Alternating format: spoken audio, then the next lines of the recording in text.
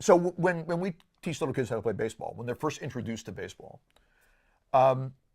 most of the kids who are introduced to this have seen baseball before. They've seen it on TV. They've watched baseball games played by older kids or by adults. So we try to make the experience as much like baseball as possible. So we take away the one thing that's really hard to do when you play baseball, and that's to hit a moving target with a stick, which is really hard to do. So we take that away, and we put the ball on a tee, and it's stationary. And now you have your stick, and you only have to hit that stationary ball, and you try to hit it away from the defenders, which is just like baseball. After you hit the ball, you run like hell trying to get to first base before somebody can grab the ball and throw you out, just like baseball. Everything is just like baseball, except we take away the very hardest thing, which is the mechanics of hitting a moving target with a stick. Once you get to where you can do that pretty well, and you're playing baseball, and you're throwing the ball around a field trying to get people out after they hit the ball and run, the next stage of this is coach pitch, right? Because little kids are not typically able to consistently throw a ball across a plate for a batter, but adults usually are. So we have an adult person throw a ball so that we can pretty much hit it in the same place every time. And now you're hitting a moving target, but it's a fairly predictable moving target.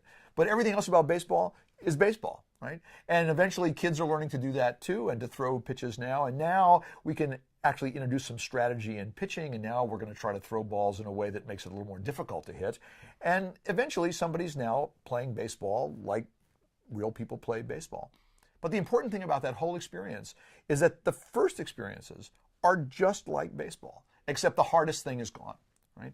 Now, if you think about that, about learning to play an instrument, whatever it happens to be, there certainly are physical skills, physical musculature and coordination that has to develop in order to play an instrument.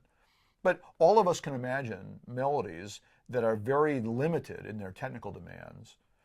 So we take away the hardest thing, right? Moving your fingers really fast, or having to span distances on the fretboard that might be difficult to do. So we have this very physically limited challenge that allows a learner to focus their attention on the expressive aspects of music making. So it's just like music making. And so now all you're trying to do is make all of the physical challenges of the piece that you're playing serve that goal.